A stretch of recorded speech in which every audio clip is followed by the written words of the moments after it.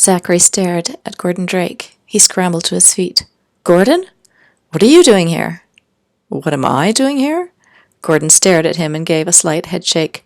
"My name is on the doors." Drake Chase Gould.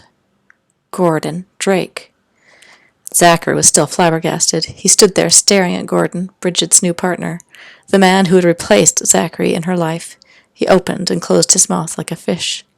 With everyone calling the company Chase Gold as a joke, he hadn't even focused on the Drake. He didn't know a lot of Drakes. In fact, he only knew one Drake, Gordon Drake. Gordon pushed the door open the rest of the way and stepped in. Zachary tensed as the man came toward him, ready for an explosion, ready for a fist swung straight for his nose. He didn't know what Gordon would think of him being there. He might not be too happy about it. But Gordon thrust out his hand instead, open, reaching to shake Zachary's. Zachary gave it to him mechanically, not understanding what was going on. "Good to see you, Zachary. You're looking a lot better." The last time he'd seen Zachary was when Zachary was leaving the hospital after psychiatric admission. Not the best time for him. Better than he had been before the stay, on his way to better health, but still a bit wobbly on his new legs. And before that, Gordon had probably seen him on TV after his encounter with Teddy, both eyes blackened, his body beaten and degraded. And before that was when Zachary had gone to see Bridget at the hospital, at which time she had told him thank you very much for helping him to catch her kidnapper, and to make it clear that she never wanted to see him again. As Kenzie had warned him, Bridget had brought Zachary back into her life only to use him and then to throw him away again. Gordon pumped his hand.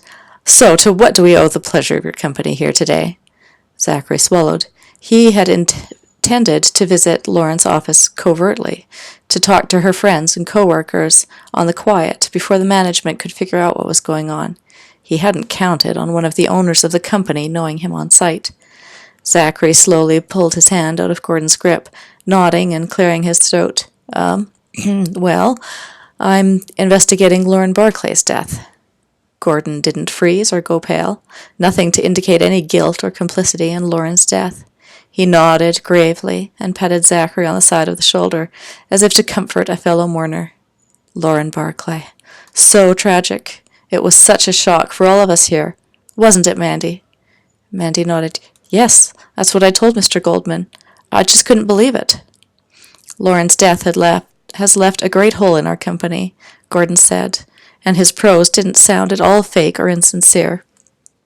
"We are all going to miss her smiling face and can-do attitude." There were a few seconds of silence. Zachary wasn't sure what to say about the investigation or Lauren's death. He licked his lips uncertainly. "You feel free to talk to whoever you need to," Gordon told him without prompting. "I know you'll be discreet and won't upset people. Unfortunately, there's a lot of work that must be done, so we must all go on, even in Lauren's absence. And her work will have to be divided up among the other interns." He raised his brows at Mandy in good humor. "Like you don't already have enough." Mandy gave a little laugh. "I'm sure we can handle Lauren's work between us, sir. There's a lot to do, but we'll take up the slack, sir." "Good girl," he said approvingly. And such praise from Gordon never came across as patronizing. Zachary himself had felt warm and appreciated when Gordon had told him, "good man," in the past. Mandy smiled and looked a little embarrassed. "I appreciate you letting me talk to people," Zachary said. "I really didn't even realize this was your company, or I would have come to you first." Gordon laughed. "Somehow people always seem to leave my name out. I'm never sure quite what to think of the habit. I can assure you that I'm by no means a silent partner. If you need anything, you feel free to come to me. I'll help you out any way I can in order to put this matter of Lauren's death to rest. Such a lovely young lady. Very smart and a hard worker." "I'm impressed that you knew her so well when she was just an intern." "Just an intern? They're the lifeblood of this company. We couldn't do anything without all the hard work they put into it. It's too bad that we can't hire them all after their initial term is up. Unfortunately, it is a very competitive business, and if we're going to continue to forge ahead as we have been, we need to be a little bit hard-nosed about it, recognize the reality of the situation. I know every employee in this company, right down to part-time file clerks. I'm a hands-on leader, no sitting behind a desk drinking my tea and letting everyone else do the work. I'm out there like everyone else, closing the deals. "Well, very good. I'll let you know if there's anything I need from you. You might be able to give me a little bit of background, the corporate culture, your philosophy here at Drake Chase Gould. If you can think about anything about Lauren or her work here that you think I should know about. Come by my office when you're done. Say, Gordon looked at his watch, 5 o'clock? Maybe you won't be here that late. I need to leave at 6 for dinner with a very important woman you and I both know, but any time before then. If I'm not in my office, my assistant will be able to track me down. When Gordon left, Zachary turned his attention back to Mandy, trying to determine his best course of action. I'd like to meet with the other interns that worked with you and Lauren, he said slowly. It would be best if I could meet with them one-on-one, I guess. There's no need to take everyone away from their work at the same time or to disrupt things with a big meeting. People will find it easier to talk about things, one at a time, I think. Mandy shrugged and looked out through the glass wall. I should be getting back to work. I don't like to lose too much time, especially when we're going to be expected to absorb Lauren's work. She sighed. If it's too much, you should have told Gordon that, shouldn't you? He doesn't have any way of knowing how much of a burden it is if you don't tell him. Her eyes widened. I would never tell Mr. Drake no. He's a reasonable man. He wouldn't fire you for saying you had too much on your plate.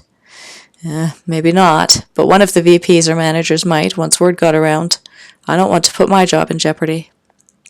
But you need to protect your health, too. If you put yourself in hospital or end up on long-term disability, you're not going to achieve your goals either. I'm not going to end up in hospital. She stood and drew herself up as tall as possible. It's been nice to meet you, Mr. Goldman. I guess you have to investigate and ask all of these questions if it's your job. But you're not going to find anything out.